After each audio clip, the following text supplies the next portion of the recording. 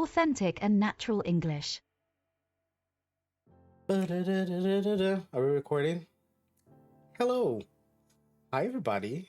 It's been a while. Welcome to 2025. We're going to start our work on the channel here. We're going to be changing things up a little bit for the channel. Today, we're going to get started already with an activity that is related to one of the courses that I have to share with you. I have shared the message that the courses have been out for a little while, but now what we have here on the YouTube channel will be some lessons and some activities that will help us understand the content of those courses better. So today we're going to be talking about specifically the thesaurus approach, and we're going to be analyzing the verb to move. So without further ado, well, if you don't know me, my name is Teacher Leo. I am the creator of Second Nature English. It's a new methodology to learn English as a second language, and I have plenty of videos talking about how everything works. So feel free to explore the channel, take a look at everything that we have to offer for you. But for now, let's take a look here. So when we're thinking about the thesaurus approach, we think about this content from the course, The World of Words, more specifically, Chapter 5, Lesson number 4. So if you are not familiarized with the Thinking in English bundle, I have pre-recorded courses. They're going to teach you everything that you need to know to master English as a second language and thinking in English. And these courses, they are divided into 4 categories: sounds, words, rules, and communication. The course, The World of Words, is part of the words there category, and it is the fundamental course of that particular category. So once again, we're talking about Chapter 5, Lesson number 4, effective memorization techniques. It's one of them is the thesaurus approach. So we're going to take a look at it with the verb to move. So now I want you to think about the verb move. And then to help you think about the different ideas that we have of movement, I put 4 pictures there. But first we have a baby, then we have 2 friends. They're looking very relaxed in the way that they walk. Then we have a soldier that kind of walks in a much more specific way or moves in a more specific way. And then we have a man that is also moving in also very different ways to move. Then we have, if you look here, the last man, and then we have a baby. So 2 very different ways to move, very different verbs that we're going to use as well. So the first layer that we have of verbs, they're going to be the highest frequency verbs that we can use to talk about movement and how to move. And these are the ones that we have there. So first one, you have crawl, very much related to the baby. That's what we think about. Then we have walk. We can think about the 2 friends. Jog and run would be pretty much the man at the end. We didn't have a picture there for jumping. And then walking, we could even consider the soldier, but soldiers, they walk in a much more specific way. So this would be kind of the highest level, highest frequency types of words that we are going to use when we describe movement. Now, if we go a little bit further into more nuanced descriptions of movement, we're first going to start adding to the verb walk. So in that case, we have 3 other verbs that are going to have similar meaning. They have different applications, but it kind of mean the same thing. We have saunter, stroll, and also amble. So in this particular case, out of those 3 words, stroll, the one in the middle is the ones that we're most likely going to be using in conversations. We are walking, we don't necessarily have any direction, and you are a lot more relaxed when you are doing this type of walk. Saunter and amble will be the same thing, but they are a lot more used in literature, so you're not necessarily going to be using this in conversation unless it's a very formal situation. Now, also related to walking, but then thinking about the soldier, we have the verb march. Same spelling of the verb, but in this case, pretty much same everything, but we are going to be using them in very different situations. Now, once we move forward into the more intense level of the walking, we have jog. We do have running, which will be the picture of the last man that we saw in the beginning of this. But then we have 2 different types of running. So running will be right in the middle there. We have jog, we have run, and then we have sprint. Sprint meaning to run as fast as you possibly can. So we have jog, we have run, and we have sprint.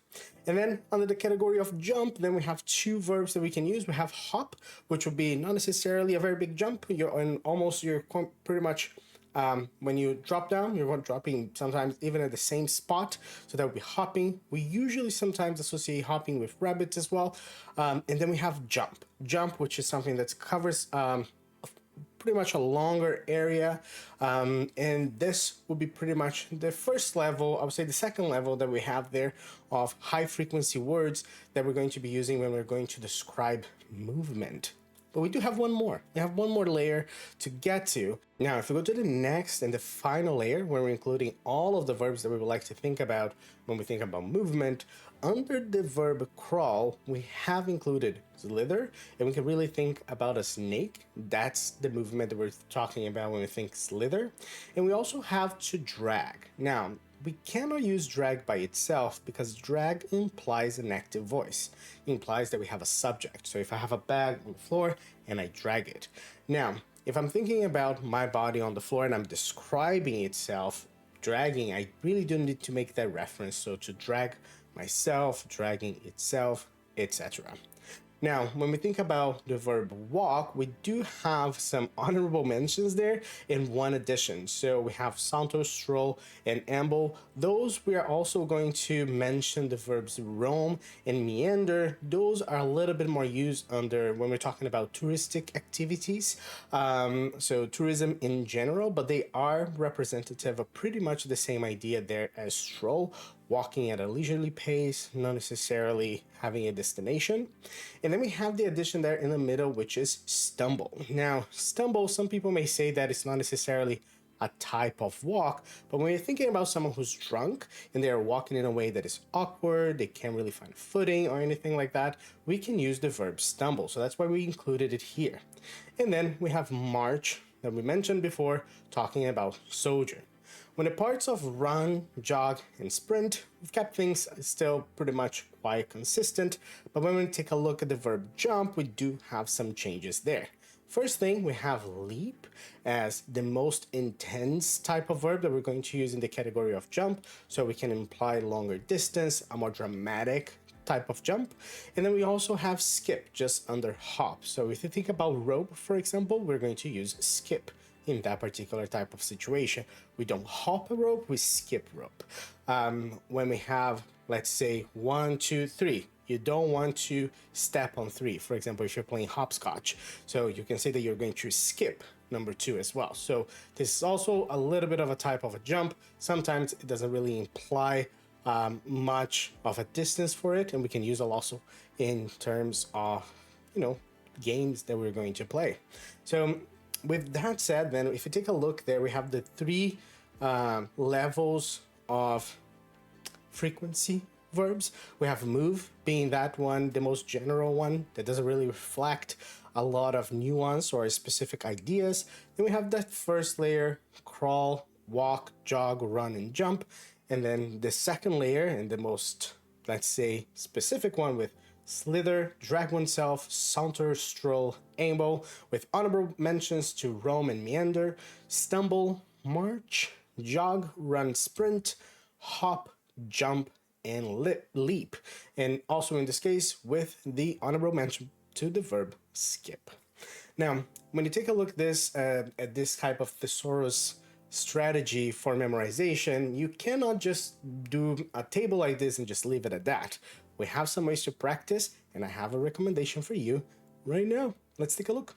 All right, so the first thing that you want to do is turn off the computer, put down your phone, get some pen and paper with you, go outside, go touch some grass, go take a look at people, observe the environment, go to a shopping mall, maybe to a park. Don't stare at people, that's kind of creepy, don't be a stranger. But just go ahead and observe the environment around you and make some notes. You can even do some drawings if that's your thing. So do you see someone strolling, jogging, stumbling? Take some notes of that. Now, once you're done with that, we're going to transform those notes into sentences. And you want to create 6 or 8 sentences. You don't need to put them together, create a compound complex, just as front. If that's something that's easy for you, to just go ahead. Just try to do the complex sentences that you would like to do. But if it's not something that you're comfortable with right now, just start with simple sentences, just subject, verb, object. So we had here, I stroll through the park. A child hopped excitedly by the swings. Their dog sprinted ahead to fetch a ball. So after that, I get some conjunctions to put things together, and then I have the sentence, as I strolled through the park, a child hopped excitedly by the swings while their dog sprinted ahead to fetch a ball. So once you build this, this is something that is a good way for you to just practice self-contained units of information. Try to think in English at all times using these verbs that are related to movement. And once you're done with that, you can get a little bit more creative and you can write a story. So you can think about something that is related to a very lively scene, parade, a playground, anything like that. And you try to use at least 5 of these movements verbs that we have just seen. So if you want, if that's something that you like to do, you can even draw a picture of the environment that you're talking about, or try to find a picture online and then describe that picture. So feel free to write the sentences on the comments. I'd love to see some of your creations using the verbs that indicate movement. And then of course, if you want a little bit, first of all, if you want to support the channel, if you want to really be part of this online community, we have here something that you can join. I'll leave the link in the description. You're going to have access to not only these types of information, these types of video, some more exclusive content, and you also have access to one of the group events. There's all this, all the introduction, all the conversation about what are the events, what is the community. They're all in the YouTube channel. I'm going to try to leave links all over the place, but our goal today pretty much was to talk about verbs indicating movement. More importantly, working on the thesaurus approach when we're thinking about memorization of words, everything that you can find in the course, the world of words. Everyone, I hope that you enjoyed this beautiful graphic here. Don't forget to show your community on the comments all the sentences that you can make using these verbs, and let me know what you think about this type of video. Things that are a little bit more active, asking everybody to do some exercises. How do you feel about that? It's something that you like? I'd love to hear from you. Thank you so much for being here, and I'll see you next time.